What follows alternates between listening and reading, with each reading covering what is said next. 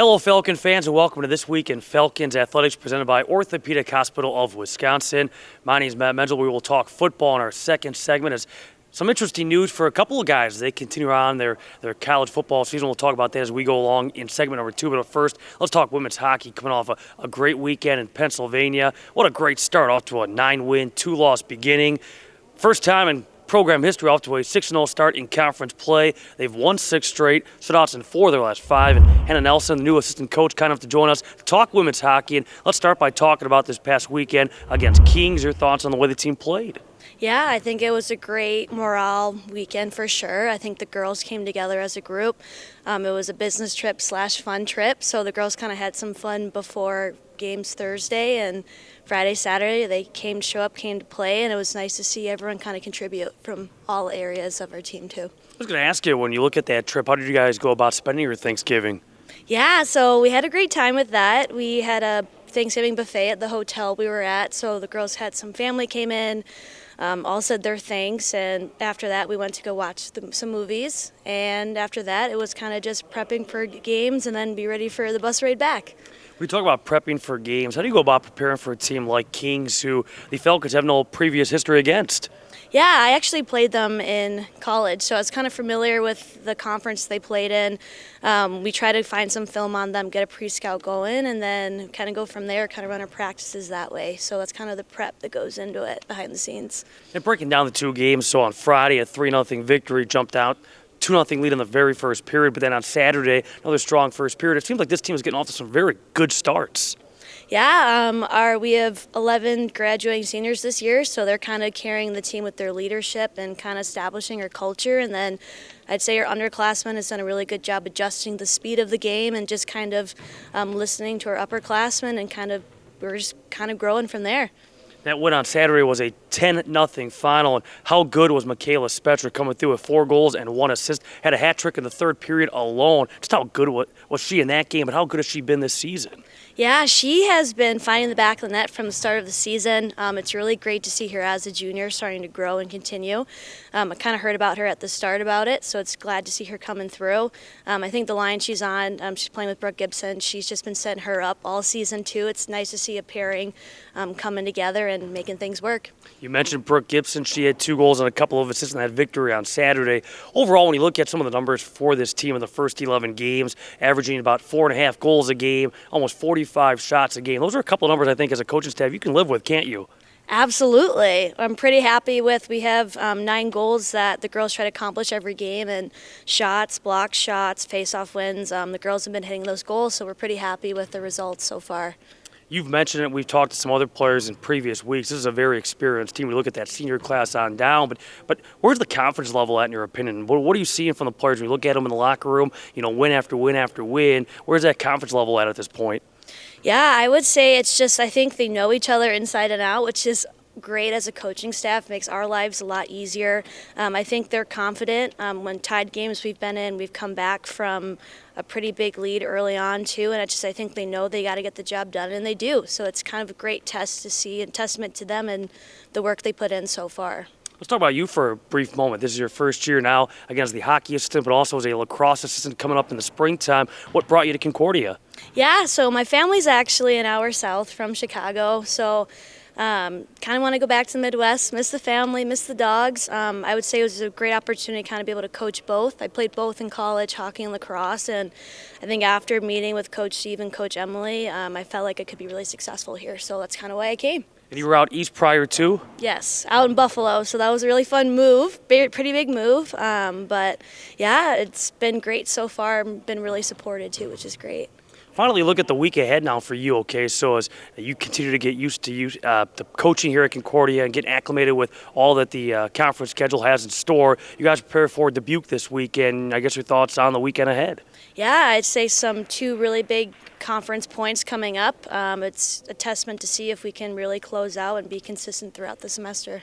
And those games will take place at the Ozaki Ice Center on Friday and Saturday at 6 p.m., 4 p.m., all part of a stretch of 5 consecutive at home, which will include games in 2025. Let's wrap it up by just talking about that stretch, okay? So you play Friday, Saturday, but not again until January 7th. So what kind of happens in that month or so away from game action? Yeah, so the girls will take some time away, kind of rebuild, refresh. We'll be sent home with some workouts. We kind of expect them to keep their feet moving, find some time to get some workouts in so that when we're coming in that January time, we're go full speed. Well, Hannah, thanks a lot for your time. All the best to the hockey team as the season continues, and keep on winning. Yeah, thank you so much. Again, 9 victories, couple defeats. See you on Friday, Saturday against Dubuque from the Ozaki Ice Center. More to come in a moment as we continue with This Week in Falcons Athletics, presented by Orthopedic Hospital of Wisconsin. I can't imagine being any other profession than an orthopedic surgeon. We have the privilege and we have the responsibility to make people better. We've been fortunate enough to take care of professional athletes. We've also been fortunate enough to take care of our neighbors and friends who trust us to give them back their life. One of the main reasons I came here was because this is the way healthcare is meant to be delivered. Being devoted exclusively to orthopedic care means that we can focus on delivering specialized care for every patient. And that includes not only the surgeons and the physicians, but also anesthesia, controlling pain, the nurses, and the scrub techs, and everyone in recovery is dedicated to treating conditions that are very similar for people. Our tagline is an uncommon focus on you. We think the focus on the patient experience is what sets us apart. Before we make any process or clinical decision at the hospital, we start with the same question. Is this what's best for the patient? If we can't answer yes, we move on to the next idea. Our nurses provide care for no more than 3 patients per shift, whereas other facilities, they might provide care for 7 or even 8 patients per shift. We think this personalized care is what sets us apart from others. I think that dedication to our patients is our number one focus. And you can technically do a good operation, but if you're not centered on the patient, they're not necessarily going to have a great outcome. The Orthopedic Hospital of Wisconsin is physician-owned. It's physician-led. We have the responsibility to make the right decision for every patient. We also have the freedom to make the right decision for every patient. Physicians and staff collaborate through regular meetings, weekly and monthly, and with a relatively small team, we're able to change the way we do things if we need to tweak something to make it perfect. The facility specifically was designed so that quality could be measured and maintained and sustained. When you have 7,000 patients a year receive their surgery here, it's important that patient number 1 and patient number 7,000 receive the same care. We place an extremely high priority on the patient experience here. We send surveys to each and every person that receives care at our hospital. Those survey results come back directly to me. I review them and share them with our senior leadership, as well as the staff and the physicians that provide the care to those patients. There's almost 5,000 hospitals in the country that are measured. The Orthopedic Hospital of Wisconsin measures number 1, not number 2, not number 3, not runner-up, number 1 in patient satisfaction in the state of Wisconsin for the last 10 years running.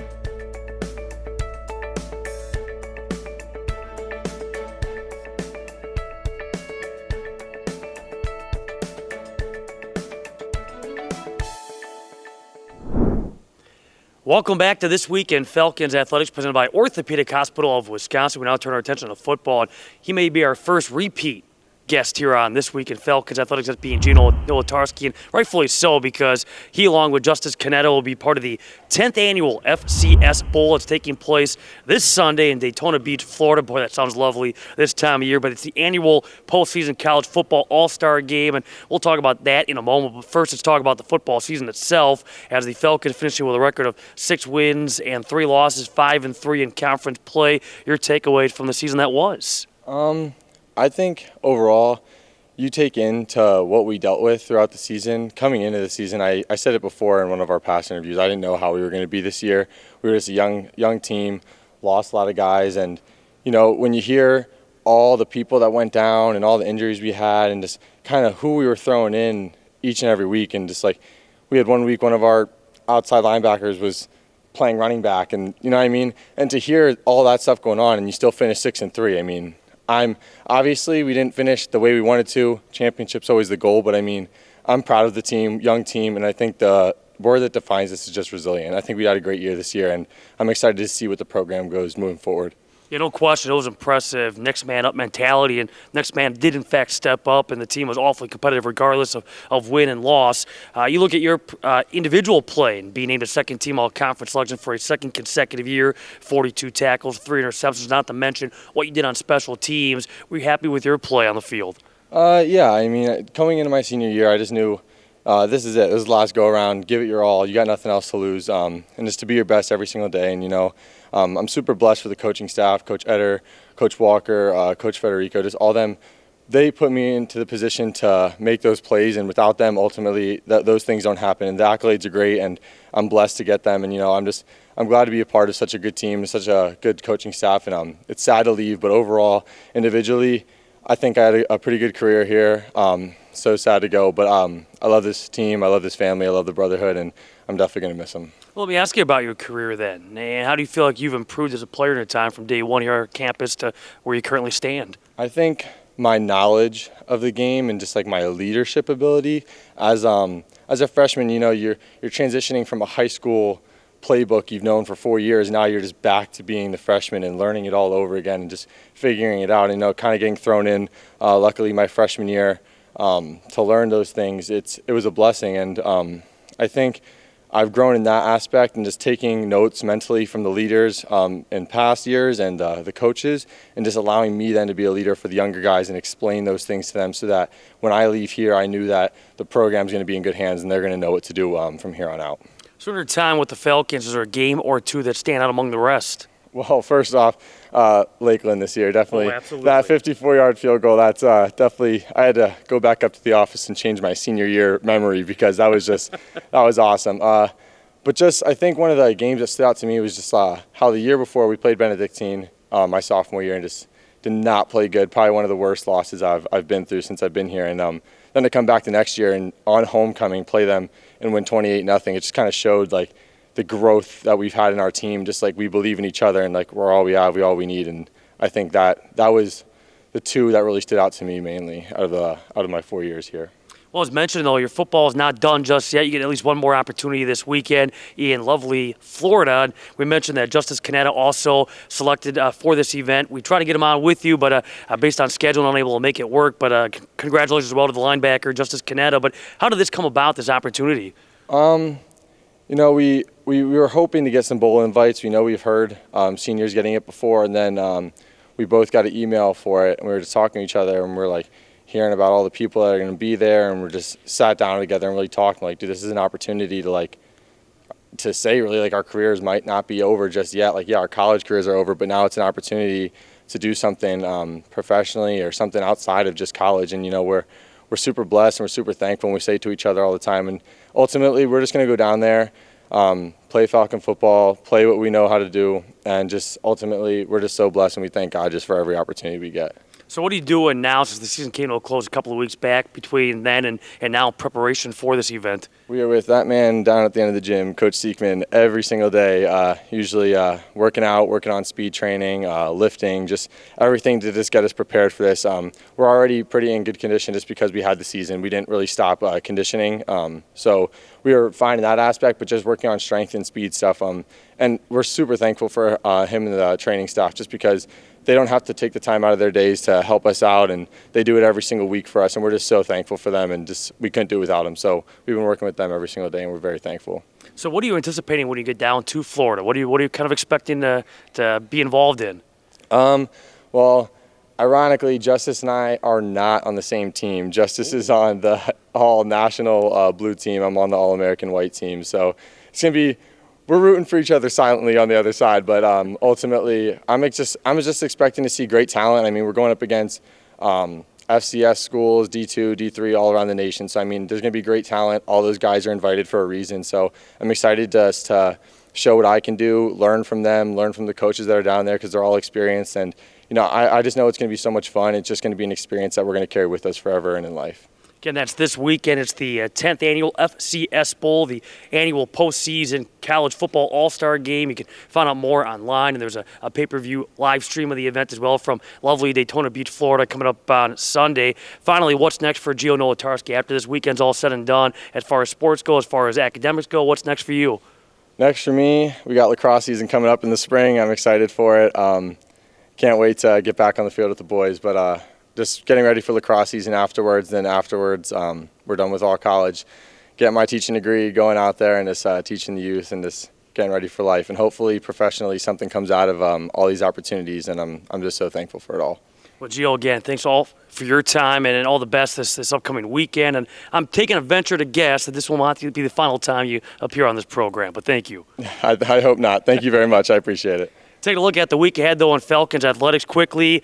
Men's and women's basketball with a busy week, as women's basketball will be home against St. Norbert College on Wednesday, 7 o'clock here inside the John Book Fields before visiting IIT on Saturday. Men's basketball is on the road twice, at Aurora Wednesday at 7 p.m., at Rockford coming up on Saturday. We talked about it during the first segment. Women's hockey is home this weekend versus Dubuque on Friday, Saturday. Men's hockey is at Dubuque on Friday and Saturday. ACHA hockey, 3 games, 3 days, all in Missouri, taking on Lindenwood, one of the top teams in the region on Friday, Maryville on Saturday and Sunday. Also, track and field gets their indoor season started at the Ripon Winter Open on Saturday, and wrestling at the MSOE Invite also on Saturday. Be sure to stay tuned to CWFalcons.com for more information. Thanks for joining us for this week in Falcons Athletics presented by Orthopedic Hospital of Wisconsin.